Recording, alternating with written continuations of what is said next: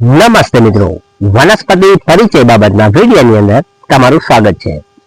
આજે આપણે ખૂબ જ મહત્વની અને આયુર્વેદમાં ખૂબ જ મહત્વની કામ કરતી વનસ્પતિ બાબતની માહિતી આપવાની છે। આ જે વનસ્પતિ છે એ માનવ શરીર માટે ખૂબ જ મહત્વના કામ કરે છે।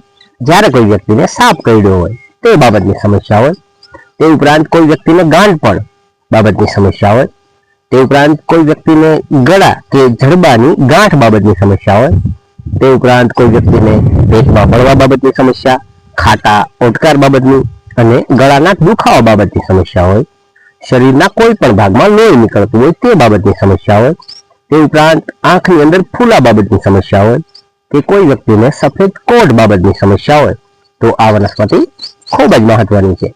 જ્યારે કોઈ સ્ત્રીને ગર્ભસ્થાપન બાબતની સમસ્યા હોય, શરીરના કોઈ પણ ભાગમાં સોજા બાબતની સમસ્યા હોય કે હાથી પગાના રોગ બાબતની સમસ્યા હોય, તે ઉપરાંત આ જે વનસ્પતિ છે એ વાજીકરણ એટલે કે શક્તિ આપનાર છે અને સ્ત્રી અને પુરુષના સંબંધ વધારવા આ વનસ્પતિ ખૂબ જ મહત્વનું કામ કરે છે।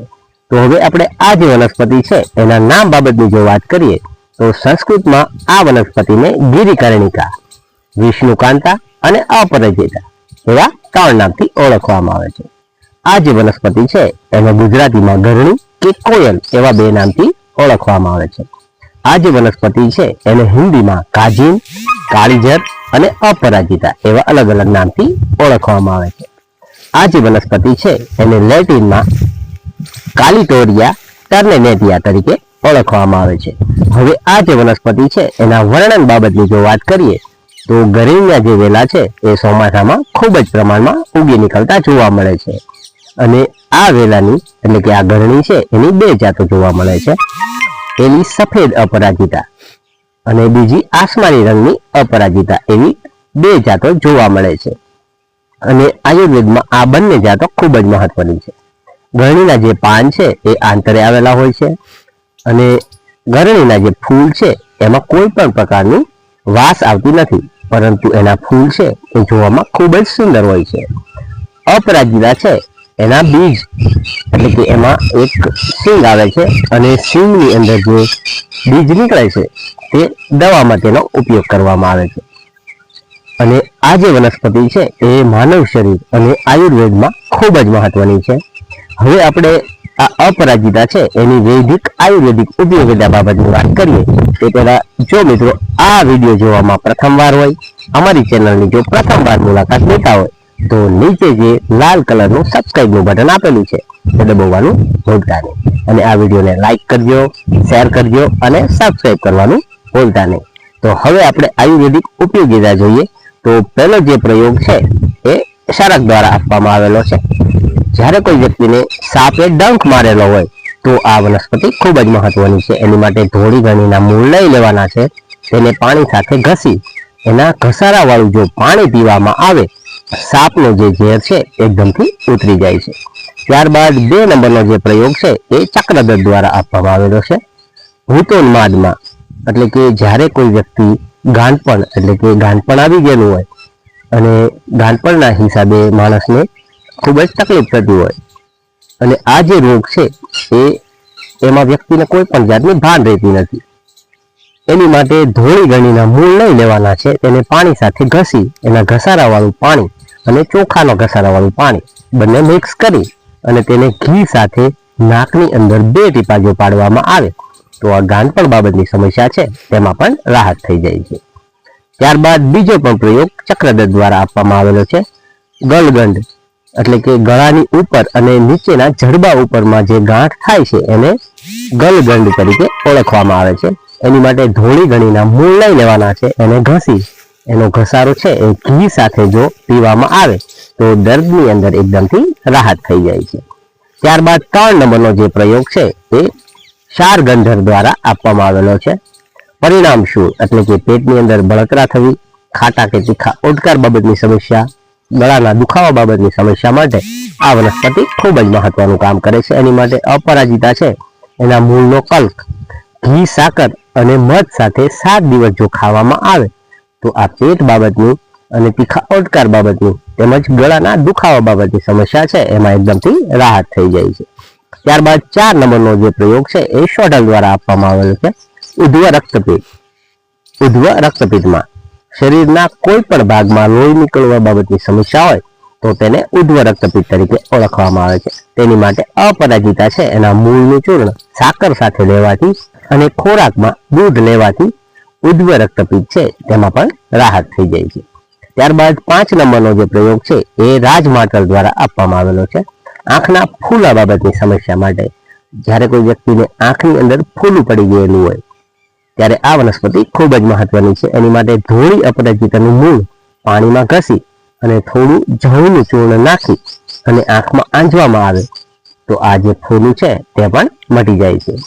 ત્યારબાદ આગળનો જે પ્રયોગ છે તે પણ રાજમાર્ટલ દ્વારા આપવામાં આવેલો છે. સફેદ કોઢ બાબતની સમસ્યામાં જ્યારે કોઈ વ્યક્તિને કોઢ બાબતની સમસ્યા હોય ત્યારે ધોળી ગણીના મૂળને ઠંડા પાણી સાથે ઘસી લેવાનું છે અને જેનો ઘાટો ઘસારો છે એ કોઢ ઉપર 7 દિવસ જો ઘસવામાં આવે તો કોઢ છે એ પણ મટી જાય છે.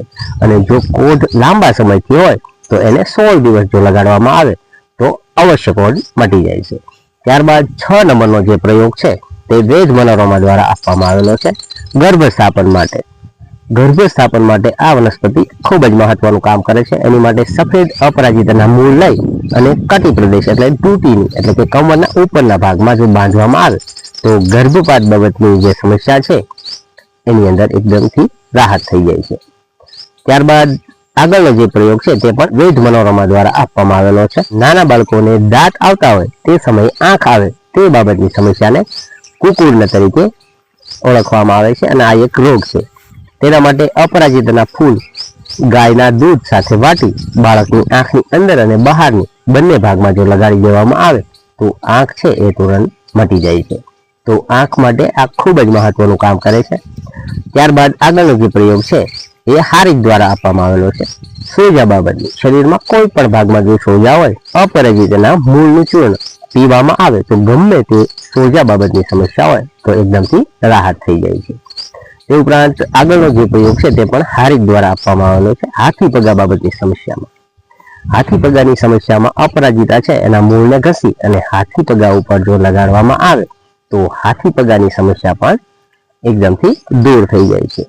ત્યારબાદ છેલ્લો અને ખૂબ જ મહત્વનો જે પ્રયોગ છે એ વેદ મનોરમા દ્વારા આપવામાં આવેલો છે. વાજીકરણની સમસ્યાની અંદર વાજીકરણ એ એવો પ્રયોગ છે કે જ્યારે કોઈ પણ વ્યક્તિ નપુંસક બની ગયેલો હોય અને કોઈ પણ જાતની શક્તિ ન રહેલી હોય ત્યારે આ પ્રયોગ કરવામાં આવે કોઈ પણ નપુંસક વ્યક્તિ પણ તાકાતવર બની જાય છે.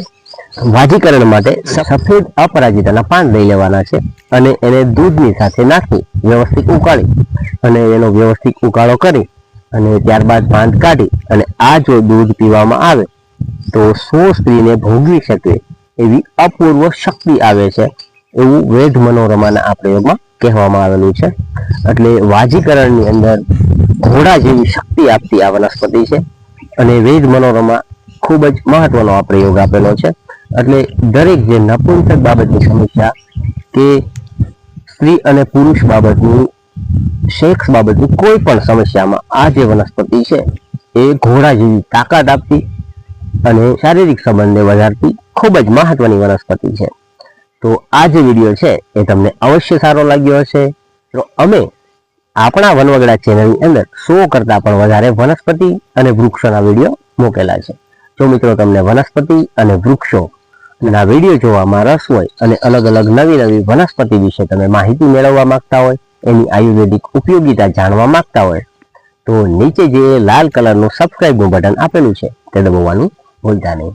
અને આ વિડીયોને લાઈક કરજો, શેર કરજો અને સબસ્ક્રાઇબ કરવાનું ભૂલતા નહીં. જય હિન્દ, જય ભારત.